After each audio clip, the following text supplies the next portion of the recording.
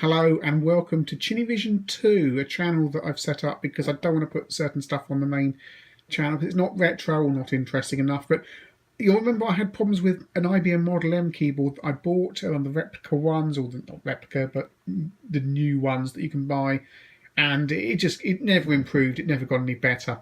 So I went out and bought this Logitech, I think it's Logitech G610 keyboard, which is backlit. And you can see there, hopefully, there you go, the backlighting is off, backlighting is on. And it's got cherry red switches in it, which are really, really nice. This one cost me £60, they're actually about £80 usually, but this was a Amazon return stock, so it had a box that had been opened and someone had used it and sent it back. It's perfectly fine. It's nice and substantial. It has nice lights on the keypad there. Time lock won't work and scroll lock won't work on the. They of course adjust the brightness on your Mac monitor because I have a Mac. But here's details of the unit. There you go. It's the G6 Orion red keyboard. It was a pure gaming. I'm not gaming, but you know. And low noise cherry red switches have linear key press for rapid fire action. They sell these things as gaming things, but actually it's a really nice keyboard just to type on. It's beautiful. And it's got a little volume control there. You control your volume on your Mac or PC with there. It's really nice, and I've been running this since mid-November. No problems with it at all. Well, there's a couple of minor things. So if you won't hear this on there because I'm on my phone, but when it's really quiet, you can hear a faint whine on the keyboard when you have it on a dim mode. I always leave it in full illumination. I can just hear that at the moment. Very faint whine, probably at 10 kilohertz, something like that. So that's a little bit annoying, not a huge problem. And secondly, now I just cleaned this keyboard out, but because this is all backlit here and this is black, any dirt inside there is really visible.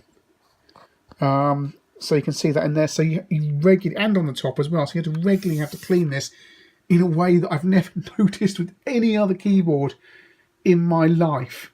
And you can see actually I've used it a bit already because you can see perhaps a slight wear. See, if I move the camera across there, you can just see there's a bit of slight wear there now.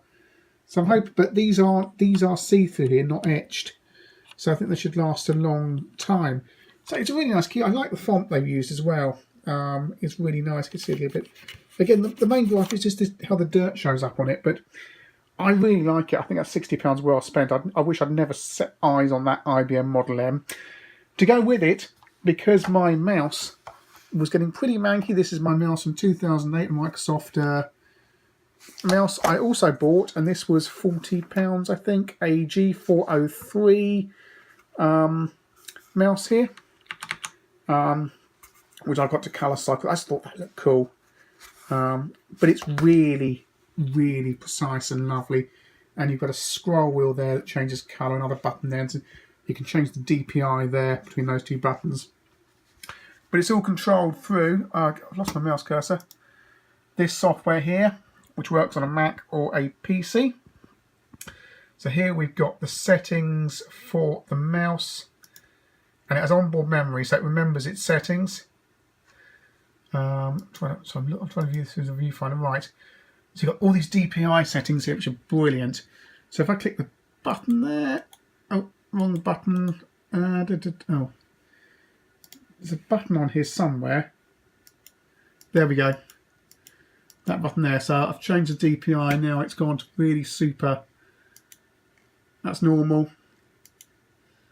And that's the slow one. You can take it all the way. I'm not going to touch and adjust this because I've got it just how I like it. That's really good for fine drawing in Photoshop, and that's good for general use. And you can have up to 5 of those. I've just got 2 of them. And you can there you go, that's the DPI cycling button there. All your buttons there. And you can come out and you can set the colours as well. So you can adjust all the brightness and stuff. So you can turn the, I think I've turned the logo light off there. You can see we left the scroll wheel on, but I like the logo light on. So there it is. And I can change the rate it flashes. You get a weird effect there on the camera, which doesn't happen in real life. Get that back to normal. You can even make it sleep after a while. You can change the colours. So you can have a constant colour there if you want to, but I have it cycling. And you can do the same thing for the keyboard. So if we go in the keyboard settings there, the keyboard only does white. You can get different versions, but you can group keys. You can set different colours up for all sorts of things and set the definitions for the keys. It's really powerful. And adjust how things work and so on. It's really, really good. But yeah, I'm really happy with these two. The mouses, I wish I'd changed my mouse years ago, because this one was just gone all pen pad. They're all sticky and horrible. You can see the state of that. And yeah, this mouse, the G403, although probably my most expensive mouse I've ever bought, is really nice. It is soft touch on the side, so it remains to see how that actually lasts.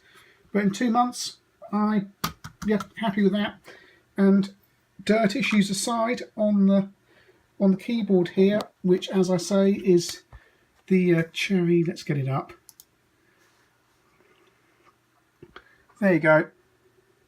610 Orion Black, and there you go. It's currently £78. I got it, well, refurbished. It's £80 refurbished at the moment, but I got it for 60, so I didn't do too badly there. It's pretty nice. There's some other models there as well. There's a model with RGB. And you get more, you can spend more or less or what have you. But and I think what you could do is do what the Futurist 8-bit has done with his one of these. I genuinely had no idea he'd bought one of these. Change the little logo there into a Commodore logo with a bit of gaffer tape. That looked pretty funky, wouldn't it?